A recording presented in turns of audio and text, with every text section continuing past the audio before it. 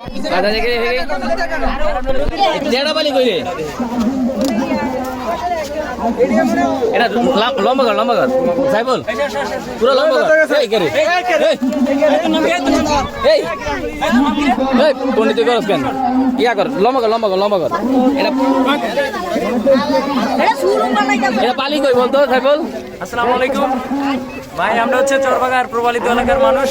পদ্মার পারে একটা চর রয়েছে, আমরা ইতিমধ্যে নদীর পারে বসে বসে আড্ডা দিতেছি। ইতিমধ্যে এই নদী প্রান্তে থেকে একটা সাপ আমাদের মাঝে নিক্ষেপ করার জন্য আসতেছে। তো আমরা নদী প্রান্তে বসে আছি, তো আমরা সবাই লাঠি লুটি লইছি। পরে দেখি এটি একটা রাসেল ভাইরাস, এটি একটা রাসেল ভাইরাস সাপ। পরে আমরা বাড়ি থেকে টেড়া দিয়ে নিক্ষেপ করছি। নিক্ষেপ করার পরে আমরা সাপটা মারতে সক্ষম হচ্ছি। সক্ষম হওয়ার পরে আমরা দর্শকবৃন্দ যারা আছে এলাকার গণ্যমান্য ব্যক্তি তাদের সতর্কবার্তা দেওয়ার জন্য আমরা সাপটা চরবাগা মাঠ প্রান্তে নিয়ে আসছি।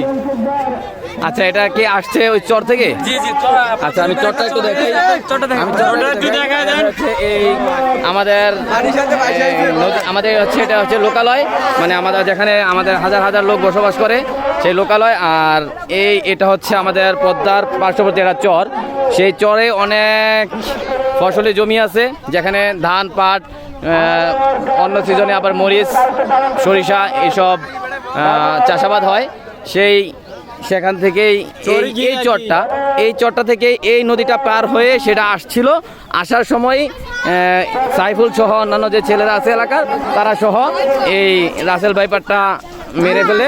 দেখি দেখি, যদিও আমরা এটা দেখার পরই আর কেউ সহ্য করতে পারিনি। যখন দেখেছে এটা একটা রাসেল ভাইপার, তখন আর সেটাকে না মেরে আমাদের এলাকার মানুষ পারেনি। আপনারা একটু এই এলাকার যারা আছেন চরে বা চরের পার্শ্ববর্তী এলাকায়, তারা অবশ্যই সতর্ক থাকবেন। দেখেন এখানে যারা আছে, ধন্যবাদ এই সাইফুলকে, এবং সবাইকে যারা রাসেল ভাইপারটা মারতে সক্ষম হয়েছে। এবং সবাইকে আমি অনুরোধ করবো, এই তোমরা কথা বলো না, সবাইকে আমি অনুরোধ করবো যাতে এই পদ্মার পার্শ্ববর্তী যে চরটা আমরা এখানে আছে, সেখানে যারা করে কাজকর্ম করে বা চাষাবাদ করে, তারা যেন এটা অবশ্যই সতর্কতার সাথে থাকে এবং অবশ্যই সতর্কমূলক ব্যবস্থা গ্রহণ করে। আমি আসলে খুবই বিস্মিত, আমি আমাদের এই চরবাগাতে এখনো পর্যন্ত কেউ এই রাসেল ভাইপারের আমরা সন্ধান পাইনি। আজকেই আমরা এটা প্রথম রাসেল ভাইপার, সরাসরি রাসেল ভাইপার আমরা আজকে প্রথম এখানে দেখলাম এবং সেটা মারতে সক্ষম হলাম। আসলে চরবাগে আমরা অন্যান্য সাপ দেখছি বা আশেপাশের এলাকায় আমরা দেখেছি, আমরা এখানে শুধু সারা বাংলাদেশে রাসেল ভাইপার চলে যাচ্ছে, কিন্তু চরবাগাতে এই প্রথম আমরা যেটা রাসেল ভাইপার দেখলাম।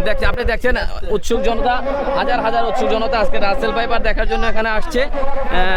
এখানে একটা ফুটবল টুর্নামেন্টের আয়োজন করা হয়েছিল, সেই আয়োজনে যারা এখানে আছে দেখতে আসছিল তাদের সবাই সতর্ক করে দেওয়ার জন্য ও এখানে নিয়ে আসছে। এটা ধন্যবাদ। আপনারা সবাই সতর্ক থাকবেন এবং সবসময় সাবধানতা অবলম্বন করে চলবেন। ধন্যবাদ সবাইকে। তুই দেখবি তোরে এটা পুইতাবালা, ইয়াতে মাটিতে পুইতাবালা নাকি একটা গর্ত কইরা সাপাল দিয়া কোদাল দিয়ে একটা গর্ত কইরা মাটিতে চাপা দিয়ে দিই, বেশ ভালোভাবে গর্ত করে তার সবাইকে একটু জানাই দিস এলাকায়, যাতে সবাই সতর্কতার সাথে থাকে।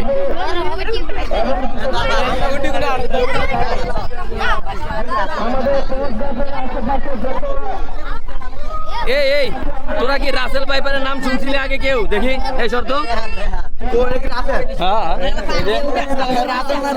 এই তোরা কি রাসেল ভাইপারের নাম শুনছিলি আগে?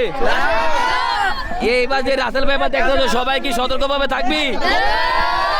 এটা কিন্তু খুবই বিষাক্ত একটা সাপ, খুবই মারাত্মক বিষাক্ত সাপ। এটা কামড় দিলে তুমি যদি 3 ঘন্টার মধ্যে হসপিটালে না যাও তাহলে কিন্তু মারা যাবা। তুমি সবার পরিবারের বলে দিবা, কেউ যেন সাপে কামড়াইলে বা কিছু দংশন করলে অবশ্যই তোমরা প্রথমে সতর্কতা অবলম্বন করবা। পরে যদি দংশন করেই ফেলে, কামড়াই দিয়ে ফেলে, তাহলে অবশ্যই কোনো ওজা টোজা কিছু না ডেকে সরাসরি ডাক্তারের কাছে চলে যাবা। এটার বিকল্প কেউ কিছু করবা না, কোনো ওজা ডাকবা না। হ্যাঁ, ওজা বিশ্বাস করে কিন্তু মৃত্যুর মুখে ডোলা পড়বা না, ঠিক আছে? সবাই সাবধানতা অবলম্বন করবা। ধন্যবাদ সবাইকে। আসসালামু আলাইকুম।